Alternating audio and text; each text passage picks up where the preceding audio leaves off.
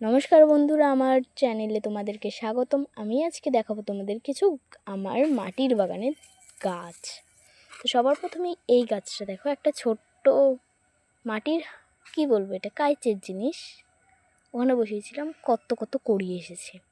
এটা ফুলও 2-3 দিনের মধ্যে ফুটে যাবে। কিছু ফুল ফুটে ওই কালো কালো হয়ে গেছে কড়িগুলো।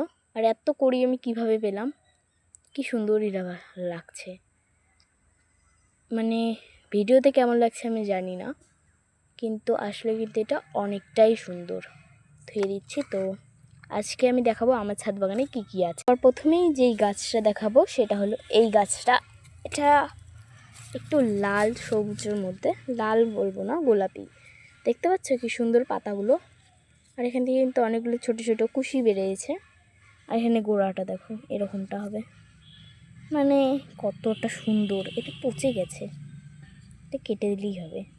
পচে যাচ্ছে নাকি এটাও কুশি বেরিয়েছে ঠিকটা জানি না। মানে ফ্রিতে গাছ পেলে যা হয়।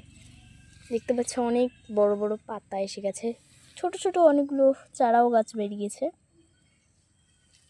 এখানে দেখতে পাচ্ছ কত সুন্দর সুন্দর গাছ বসিয়েছি। এটা কি রসুন গাছ না পেঁয়াজ গাছ বলে, ওই যেটাই হোক, এটা আমি একটা ড্রামে বসিয়েছি। এবং এদিকে আছে অ্যালোভেরা গাছ, এই যে